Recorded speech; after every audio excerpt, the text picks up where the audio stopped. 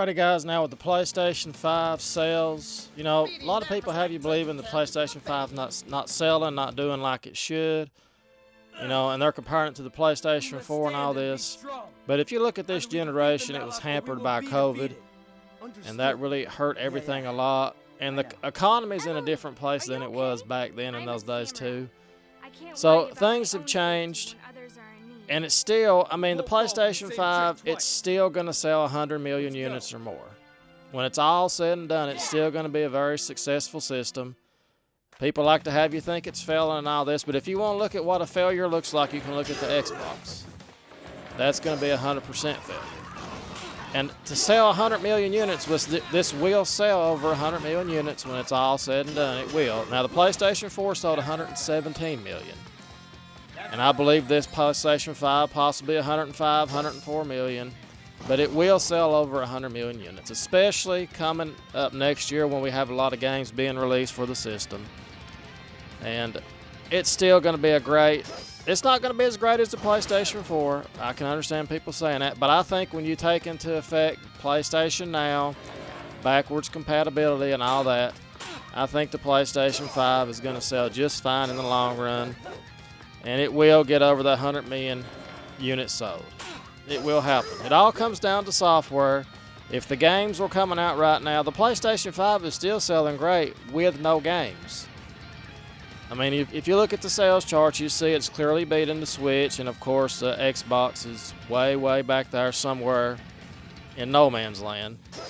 But it will sell over 100 million units. And when the games do come out, it's going to sell even more. So PlayStation, you know, it is disappointing that there's no games out and all this. But if you take into effect if you look at it from this point of view, it came out during COVID. You couldn't get one. It was marked up on eBay for over a year. Then you take into effect there's no games coming out, and this system is still going to sell over 100 million units. So it's got a lot going against it, and it's still going to sell because the games are coming. And again, a game like Hellblade 2 popped up out of nowhere, so you never know what will happen with games. Games can just pop up out of nowhere. You don't expect it. And there you go. There's another success story. But it's not over, people. Don't fall into this trap of... And I saw an article on Kotaku where it said the PlayStation 4 is 4 years old, and more than half of the people haven't bought the system yet. More than half of the people still play their PlayStation 5 or whatever. And the system's not been out 4 years. It'll be 4 years when it gets to November, which is still like 6 months away from when I'm making this video. So, you know, they're saying it's going to fall short. And if you look at lifetime sales, it will fall short. It will fall short. But you're looking at it from the point of view that everybody should already have a PlayStation 4. You know, I think it's only a few 100,000 units, maybe a million. It's something like that. It ain't a lot.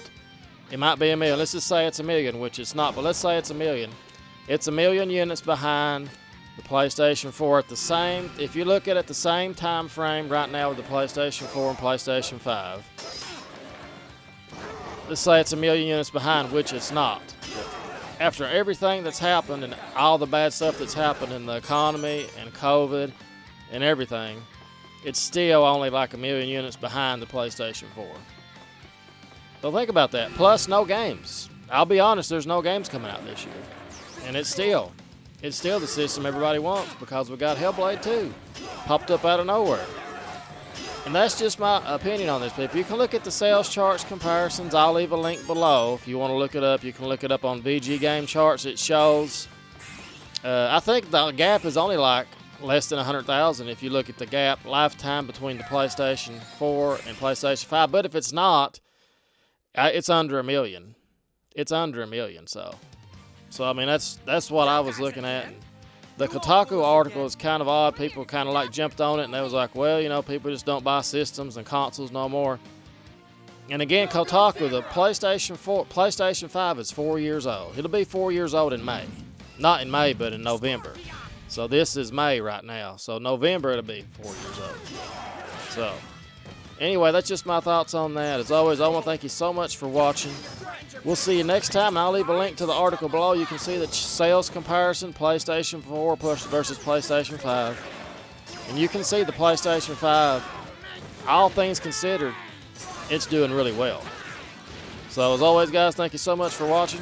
Give this video a thumbs up, and we'll see you next time. And remember, as always, destiny is all.